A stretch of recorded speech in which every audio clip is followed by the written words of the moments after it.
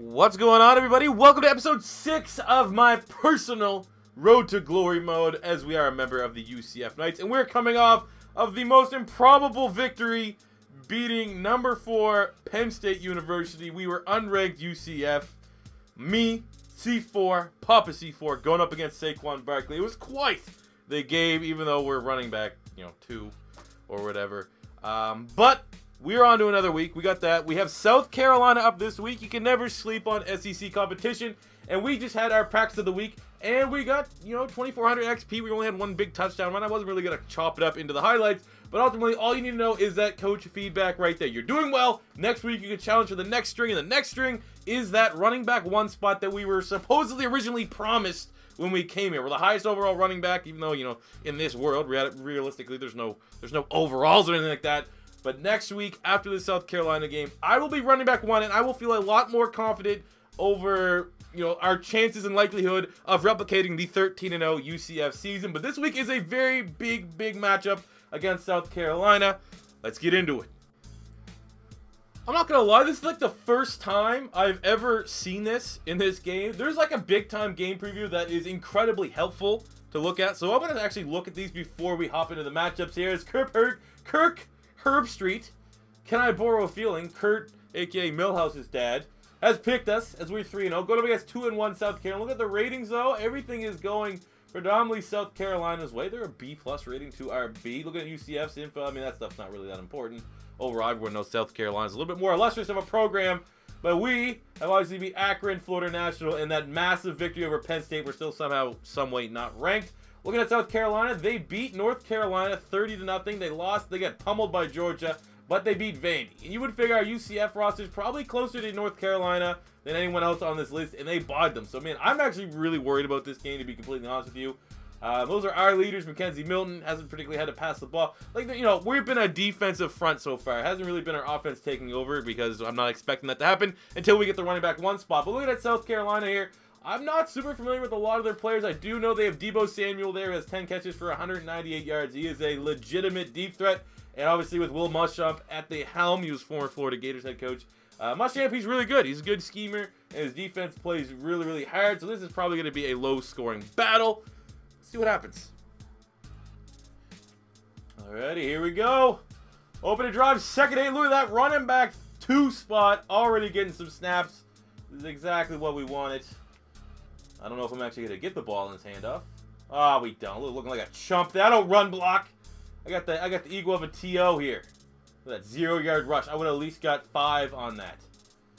Again, I'm telling you, man, I'm actually more worried. Because we saw what we did against Penn State, like, it now feels like if you lose to South Carolina, like, what happened? I mean, that is a massive just shot in the pills. But hey, look, we're equalizing. They got that touchdown. We're coming in for the field goal block. I'm not gonna lie, we'll probably skip the field goal blocks here. We get a little bump back. But hey, 7-7 ball game. Again, it's just like if we lost to Penn State, I'd be like, all right, we might lose to South Carolina. But because we beat Penn State, losing to South Carolina, especially when we're home, as their defense just got, oh, we're getting work now. Oh, put me in the game. Stop. Oh, like. This is like punishing this team. If I was in this game right now, I guarantee I'd be taking over. We're losing 28-14. We somehow, like, oh yeah, bring me in on 1st and 20. Thanks, coach. Yep, appreciate it. We still got a chance. You always got a chance. Like I said, man, I had a bad feeling from the get-go. Oh my God, they hit me. And he threw it behind me. So that's a great, I'm not going to lie right now. MacKenzie Milton, he's our best player on the team. On offense, he's like a 90 overall. His stats look pretty trash, and that was a bad throw. Here we come back in, another 3rd and 10. I'm not even going to call the ball. I feel like me not calling this ball might put it in a, the computer might target, like, the tight end or something. Unless we get wide open. Oh, I'm wide open. What are we doing here? All right. They went to the other running back. Touchdown. This is getting interesting. Okay. MacKenzie Milton, 217 yards, 2 touchdowns. I mean, we have to get some big things here to happen. But come on. Yeah. Alright, well, I mean, that's what happens. That is what happens when you don't get me in the game. We lose. You get a massive victory. I mean, that wasn't bad. That wasn't ugly. But this is definitely going to take... If we didn't get ranked by beating number 4 ranked Penn State, losing to South Carolina is keeping us way off the radar of being where we want to be. Quickly here, looking at the game stats, the player stats is what I want to see. MacKenzie Milton on the day actually, you know, did all right. 300 yards on the day, 2 TDs, 1 pick. I do think that pick was a pick 6, which was costly. Running back did decent. Richardson here, I think he had 2 total touchdowns on the day. Traquan Smith, 8 catches, 110 yards, 1 TD, 5 for 106 for Snelson. On the defensive front, we got a couple tackles for loss here. Unable to get any pressure on the quarterback there. And when we look here at South Carolina, oh, it wasn't a pick 6. But Jamarcus King got a nice little pick there. Ultimately, it is disappointing to say the least that we fell short. But what we're going to do right now, man, no waiting around. We're going to pop into the running back battle next week. Hopefully get that running back 1 spot. And then we'll be able to have whoever we face. It's gonna, let's be honest, it's going to be a victim if I get that RB1 spot. Because we're going to rebound from this loss. I promise you that. And as you can see here in the position battle against Richardson, we got it easy, man. I got it on the. I haven't got a touchdown yet today, but I've had a couple big time runs. It's only 500. I mean, that's super easy. I don't know if I bumped the difficulty up, if that gets a little bit more, like if it's 1,000 or 1,200 or 1,500 or something, as the screen passes are just horrific. But just like that, we are now #1 on the depth chart, and we have, you know, I was saying we're gonna beat whoever we have to. We have a murderer's row. This mid-season, I actually found a way to look at the schedule. The end of the season is incredibly easy. The first couple games were, you know, easy. But we had #4 Penn State. We have South Carolina. This week we have Memphis, who are number 25. And then we play Louisville in a week or two. So those are really the 4 hardest games that UCF is going to play. But at least now against number 25 Memphis, I'm in the, you know, I'm the big dog. I'm the lead dog, the lead back. And if we can find a way to beat Memphis, even though we dropped 1 to South Carolina, beating number 25 Memphis, while they're at obviously 25, and beating Penn State at #4, I mean, that might go a long way to at least get us in, like, the first team out kind of conversation. So, let's go. Bring in Memphis, RB1. Alright, so as we get to take on Memphis, we actually are, like, the lead dog in most of these categories, even though Herbie is taking they're number 20, Memphis. Okay, 3-0, haven't lost yet. Look at Memphis, who they beat. They beat Duke, nah. They beat Middle Tennessee, nah. They beat Arkansas. They haven't beaten anyone yet. We can give them a rude awakening here. Looking at Memphis, obviously you need to be very, very concerned about Riley Ferguson at quarterback. He is very nice, as well as Anthony Miller, who I personally have compared to Antonio Brown 2.0. I don't know if that's how well he's going to play here in this NCAA game, but in real life, he is a dynamic runner. The running back doesn't look too bad. Dorsey has 300 yards.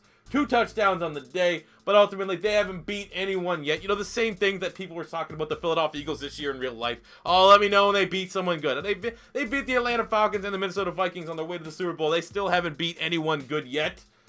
But, you know, I'm being guilty of that myself. I'm saying that's what's going on with number 20 Memphis, and it's time for Cormac, beast mode himself, C4 running back, to let them know they ain't beating us today. Go Knights! All right, here we go. Let's give me the ball here, Milton. Now, I'm already realizing there might be a little bit of an issue. Oh, baby! Oh, he gets to the second level and punishes the DB. They run a lot of option, like a read option. I never clued in. Obviously, Scott Frost is Oregon. Comes from Chip Kelly. This would be it. But, like, every play's read option. That's kind of annoying, to be honest with you. It's like, I mean, a lot of times you're not going to get the ball. There's a lot of just messing around. At least it's annoying in terms of recording. Because, like, sometimes you'll know when you get the ball. Like, look, I thought I had the ball there. Then I just fell flat on my damn face because you got to watch MacKenzie Milton run the ball. Oh, 5'6" of him or whatever. I'm going to skip this play. Oh, they gave it to me for 7 yards. Okay, I guess we're just going to have to suck it up and assume that, you know, we might not get the ball every single time. But hopefully we will more often than not. As we are now in scoring position, our defense has done particularly well containing Memphis, Riley Ferguson, and Anthony Miller. Throwing the ball! See? This is going to be frustrating. Why can't we just... Ah, shit just went to like a pro scheme. So we're giving me the ball on 3rd and 7. Okay, 3rd and long. I mean, it looks like we're getting ready to accept the field goal. We'll punch our way. Actually, our guy there did not hold the block all. His 9'7" just able to throw him aside like a baby infant. But we did put ourselves in field goal range, and we are able to connect to take a 3-0 lead. Oh! Oh my God, he's gonna murder him! Oh, okay, well... You know, we have like 93 trucking. I haven't really seen that, but look at that. You just saw the danger. 69 UCF. You get him out in space. Look at this. Finally got some good run blocking. Finally wasn't some gimmicky read play. Look at that. We look for contact.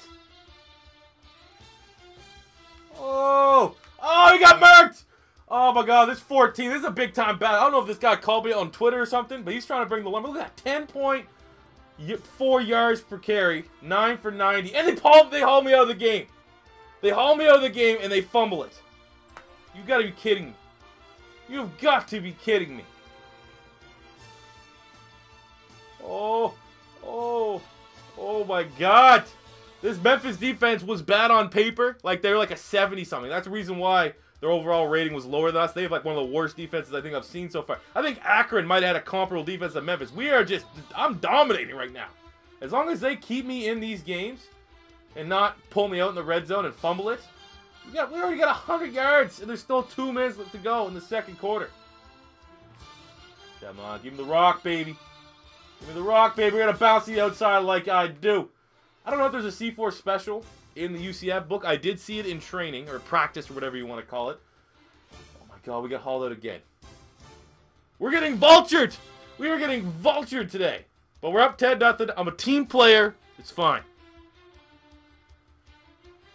All right, here we go. Give me the ball on a big 3rd and 6. This could be huge. We're running it a lot, so at least we're controlling the clock. But the Memphis defense has definitely stepped it up here a little bit. Oh, look at that hole! Oh my God! 14 just got set back 3 yards. That's what happens. You get big old 69 on the ball, like a Mack truck. Oh, good night.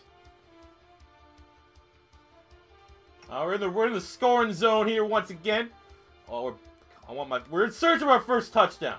Oh, okay. He's dogging them right now. C4. What, we got 13 yards. That puts us at 180. 186.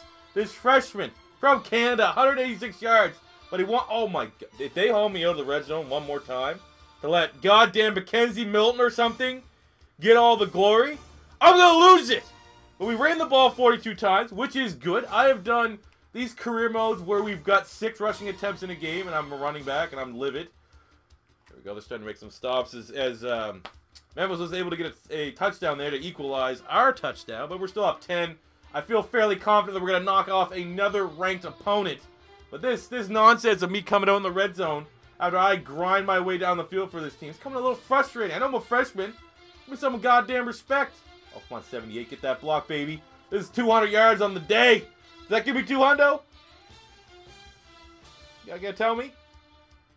200 on the day. Let's end it. Let's just end it.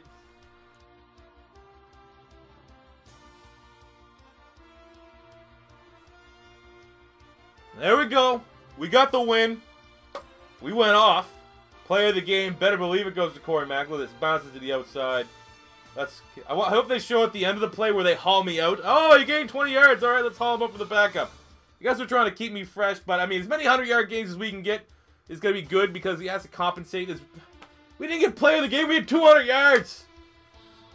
See, look, I'm already showing my true colors. My me-first mentality. I want to say I'm a team player, but ultimately, I'm just frustrated. You would think in your debut performance as a true freshman coming from Canada to NCAA, playing new league, new rules. If you go for, I think we had 215 yards in the day, you're ecstatic. I'm just complaining that I didn't get the game ball. I didn't get any red zone touches. I should have had at least 1 touchdown on the day. But, you know, it is what it is. We got the victory. They're trying to save some highlights. I don't know why. We didn't get any touchdowns, and those are the only highlights that matter. But ultimately, fellas, look at that. On the day, 28 carries, 221 yards, a catch for 11 yards, so 232 on the day. Not bad for a rookie. What we're going to do before we end the episode, I said I was going to hoard all of that XP until we get the starting gig. If you don't know how the XP packages work, you can't just go buy whatever. It's like every week it's randomized what things you can buy. So there might be garbage, but let's go take a look at that, and then we will wrap up here, episode 6. But still, that many damn yards. Look. So after that big win over Memphis, we are going into another bye week as we have to take on another ranked Louisville 21 Lamar Jackson after this week. But I said we are going to spend some XP. But before we do that, I kind of want to see, are we getting close to the top 25, or did that South Carolina loss really do us in? So, like, we're 4-1, and we beat number 20, and we beat number 4. And you're telling me 3-2 Florida, 3-2 Stanford, 3-2 Florida State, 3-2 Auburn. All these teams deserve to be this much higher than us? Others receiving votes. Any UCF here. Penn State, Oregon, Memphis, Ole Miss. UCF 180. That's good. That means that if we can somehow